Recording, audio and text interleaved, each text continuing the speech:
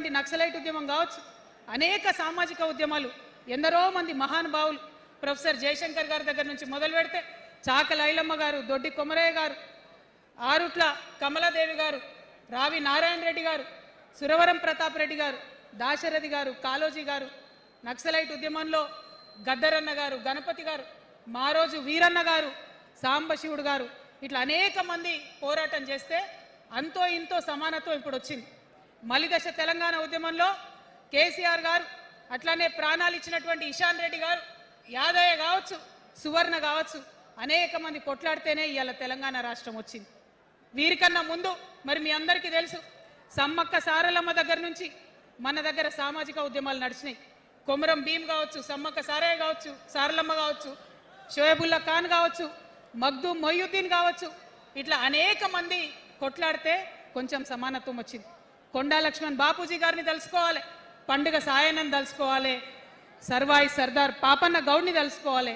ఇట్లా అనేక మంది కొట్లాడి, పంతు నాయక్ గారు ఉన్నారు, మరి ఇట్లా ఆదివాసీ వీరులు అనేక మంది ఉన్నారు, బియ్యాల జనార్దన్ రావు ఉన్నారు, ఆదివాసీల కోసం కొట్లాడినటువంటి బిడ్డ. వీరందరినీ కూడా వారి స్ఫూర్తిని తీసుకుంటాం. రాజ్యాంగబద్ధంగా రాజకీయ శక్తితోని పోరాటాలు మిళితం చేసి, ప్రజా పోరాటాలు మిళితం చేసి మనం కలలుగానేటటువంటి సామాజిక న్యాయ తెలంగాణను సాధిస్తామని మళ్ళొకసారి సగర్వంగా ప్రకటన చేస్తూ ఉన్నాం. మరి వాళ్ళ తెలంగాణ రాష్ట్ర సేన మీ ముందుకొచ్చిందంటే ఉట్టిగానే రాలే. తెలంగాణలో ఏం జరుగుతుందో ఒకసారి తెలుసుకోవాలి, మనం ఆలోచన చేసుకోవాలి, అర్థం చేసుకోవాలి. ఎన్ని పార్టీలు ఉన్నాయి? 3 పార్టీలు ఉన్నాయి. భారతీయ జనతా పార్టీని తీసుకుందాం. ఆ బీజేపీ అనే పార్టీకి అసలు తెలంగాణ ఏర్పాటే ఇష్టం లేదు, తెలంగాణ ఏర్పాటు అవడమే ఇష్టం లేదు. అందుకే వాళ్ళ అగ్రనాయకత్వం అంతా కూడా ఏం మాట్లాడతారు? తల్లిని చంపినరు, పిల్లని బతికించిరని ఒకలంటారు, ఇంకొకరు ఏమంటారు? నిన్ననే ఒక తలకాయ లేని ఎంపీ, మెడకాయ మీద తలకాయనే లేదు ఆయనకు, ఏమన్నాడు ఆ ఎంపీ? ఇండియా పాకిస్తాన్ విడదీసినట్టట, ఆంధ్ర తెలంగాణను విడదీసిరట. మరి వాళ్ళ అగ్రనాయకత్వం ఇన్ని మాటలు అంటుంటే మన ప్రాంతంలో ఉన్నటువంటి భారతీయ జనతా పార్టీ బానిస ఎంపీలు ఎవరైతే ఉన్నారో ఒక్క మాట కూడా వాళ్ళు మాట్లాడరు. ఫెడరల్ స్ఫూర్తికి విరుద్ధంగా రాష్ట్రం ఏర్పాటు అయిన తర్వాత 7 మండలాలు మనకి గుంజుకుంటే పార్లమెంట్లో పల్లీకులు ఇస్తారు, కానీ ఆ ఎంపీలు ఒక్క మాట కూడా మాట్లాడరు. మనకు 8 రూపాయలు ఇవ్వకపోతే ఆ ఎంపీలు ఒక్క మాట మాట్లాడరు. విభజన హామీలు ఇవ్వకపోతే ఆ బీజేపీ బానిస ఎంపీలు ఒక్క మాట కూడా మాట్లాడరు. అంతేకాకుండా సామాజిక న్యాయం అనేటటువంటి ఒక కాన్సెప్ట్కే బద్ద వ్యతిరేకి భారతీయ జనతా పార్టీ. అందుకే ఏం చేస్తున్నారు? మహిళా బిల్ అయితే మోసం, 2 సార్లు పాస్ చేసిరు, దాన్ని మొత్తానికే పక్కన పెట్టేసిండ్రు. బీసీ బిల్లు ఇక్కడికి వెళ్ళి పంపిస్తే దాన్ని తొక్కిపెట్టిండ్రు.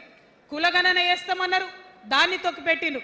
అత్యంత పేదవాళ్లకు సమాజంలో 2 బుక్కల అన్నం పెట్టేటటువంటి ఉపాధి హామీ పథకం ఉంటే కూడా దాన్ని కూడా మొత్తానికి బంద్ చేసి పెట్టిండ్రు. అయినా కూడా ఈ బీజేపీ బానిస ఎంపీలు ఒక్క మాట కూడా మాట్లాడరు, కనీసం పెదవులు తెరవరు. నేను ఇవాళ బీజేపీ ఎంపీలను డిమాండ్ చేస్తున్నా, సవాల్ చేస్తా ఉన్నా, మీరు తెలంగాణ తల్లి బిడ్డలైతే కనీసం భద్రాచలం దగ్గర ఒక 5 గ్రామాలు ఉన్నాయా, ఆంధ్రాలకు పోయినాయి, అవి పోతే మన రాముడి గుడి మునిగిపోతుంది. పోలవరం నిండితే భద్రాచలం మొత్తం కూడా నీళ్ళు వచ్చేటటువంటి పరిస్థితి ఉన్నది. మీకేమన్నా సిగ్గు ఎగ్గు ఉంటే తెలంగాణ తల్లి బిడ్డలైతే 8 మంది బీజేపీ తెలంగాణ ఎంపీలను ఛాలెంజ్ చేసి అడుగుతా ఉన్నా, ఆ 5 గ్రామాలను మీరు వాపస్ తెలంగాణకు పట్టుకరండి. మేము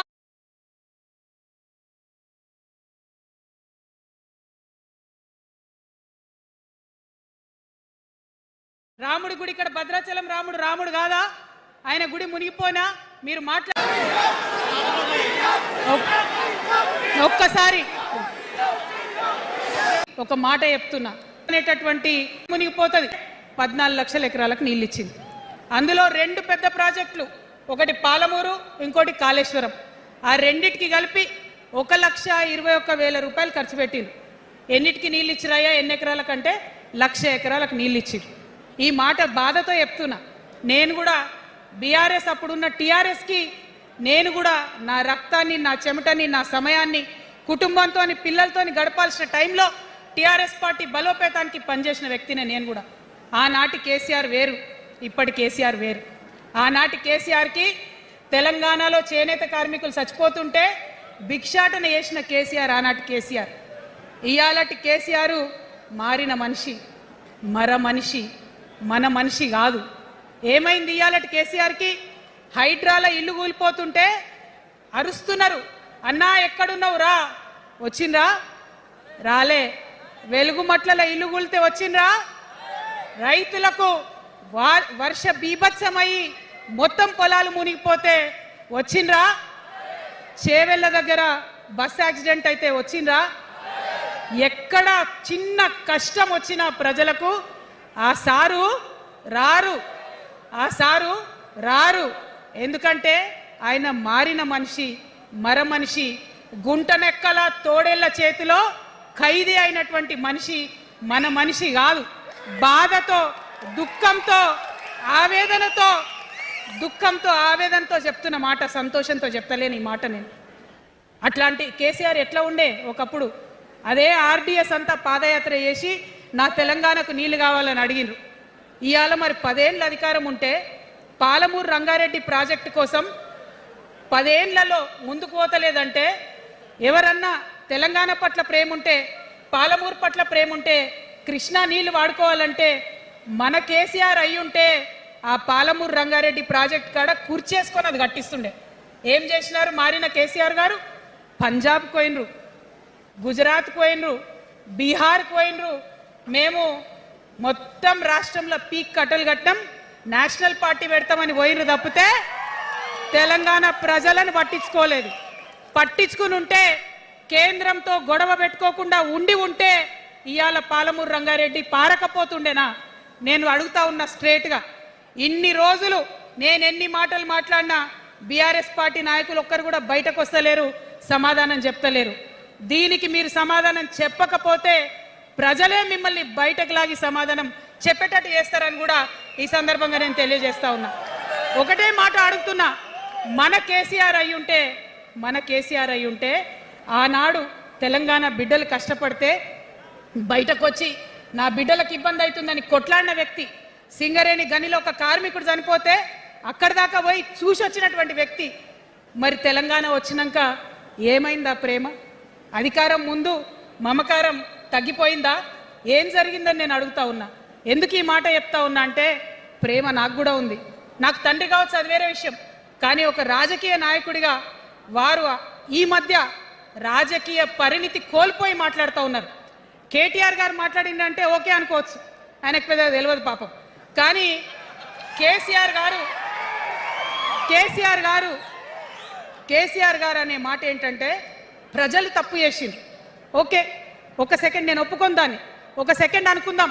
ప్రజలు తప్పు చేస్తే నేను ఒక తల్లిగా అడుగుతున్నా, నేను నా కొడుకో మాట చెప్తా, వాడు వినలేదనుకో, కింద పడ్డాడు అనుకో, ఇడిచిపెడతానా? దగ్గర తీసుకొని మంది అనా? ఓకే, ప్రజలు తప్పు చేసిర్రు అనుకోండి, మీకు అధికారం ఇవ్వలేదు అనుకోండి, ఒక కర్కోటకుడి పాలన నడుస్తుంది అలా తెలంగాణలో. ఇబ్బంది పడుతున్నారు ప్రజలు, గోసపడుతున్నారు, ఏడుస్తున్నారు. ఇండ్లు అన్నీ ఉండి ఇండ్లు గూలగొడుతుంటే, అర్ధరాత్రి ఇంటి మీదకి వచ్చి ఇండ్లు గూలగొడుతుంటే ఆదుకోవాల్సిన అమ్మలాంటి మన పాత కేసీఆర్ ఏడి? ఎక్కడున్నాడు? ఇది మనం అడగాల్సింది. అందుకోసమే నేను ఈ నిర్ణయం తీసుకున్నది. నన్ను పార్టీలోంచి బయటకేస్తే నేను వెంటనే పార్టీ పెట్టలే. ఆనాడు కూడా చెప్పిన, నేను ఆలోచన చేస్తున్నా, మారతారేమో అని చూసిన, పదే వేచి చూసిన. ఇవాళ నన్ను పార్టీలోకి వెళ్ళి సస్పెండ్ చేసి 10 నెలలైంది. నాకు నిజంగా మంచిగానే అయింది. ఎందుకు తెలుసా? ఆనాడు ఉద్యమకారులను ఇబ్బంది పెడుతుంటే నేను ఇంకా గట్టిగా మాట్లాడలేదు. ఆనాడు మీకు జరిగింది, ఇవాళ నాకు జరిగింది. కొత్త ఏం లేదు. కేసీఆర్ కోసం, టీఆర్ఎస్ పార్టీ కోసం, ఆనాడు తెలంగాణ ఉద్యమం కోసం ఇండ్లు అమ్ముకొని, భూములు అమ్ముకొని, ప్రతి ఊర్లో టీఆర్ఎస్ కండువా వేసుకొని పోరాటం చేసినటువంటి కార్యకర్తలు ఎక్కడున్నారు ఇవాళ? ఒక్క గుళ్ళ మెంబర్ ఇయర్ రాలేదా? ఒక్క గుడి చైర్మన్ ఇయర్ రాలేదా?